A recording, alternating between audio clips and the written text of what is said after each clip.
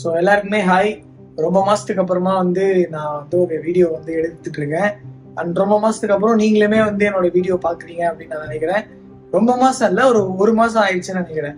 அது ஏன் இந்த ஒரு மாசம் ஒரு கேப் அப்படின்னா, ரீசெண்டா வந்து ஒரு பைக் ஆக்சிடென்ட் வந்து எனக்கு ஆச்சு.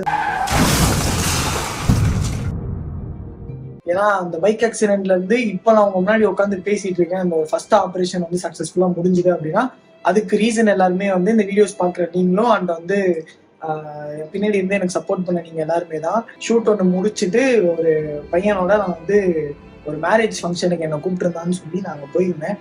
போயிட்டு ரிட்டர்ன் வந்து நாங்கள் வந்துட்டு இருக்கோம். இந்த ஒரு என்டார்க்குன்னு சொல்லி ஒரு ஸ்கூட்டியில் அதை வந்துட்டு இருந்தப்ப திண்டிவனம் ஹைவே கிட்ட வந்து இந்த ஆக்சிடென்ட் வந்து எனக்கு ஆச்சு. ஸோ அந்த ஆக்சிடென்ட்ல வந்து என்ன ஆச்சு, எனக்கு மட்டும் என்ன ஆச்சு அப்படின்னா, என்னோட லெஃப்ட் லெக்ல வந்து எலும்பு உடைஞ்சு அது காலை விட்டு வெளியே வந்துருச்சு. ஆல்மோஸ்ட் வந்து கால் வந்து பாதி கட் ஆயிருச்சு. ஸோ அதுதான் ஆக்சுவல் நடந்துச்சு.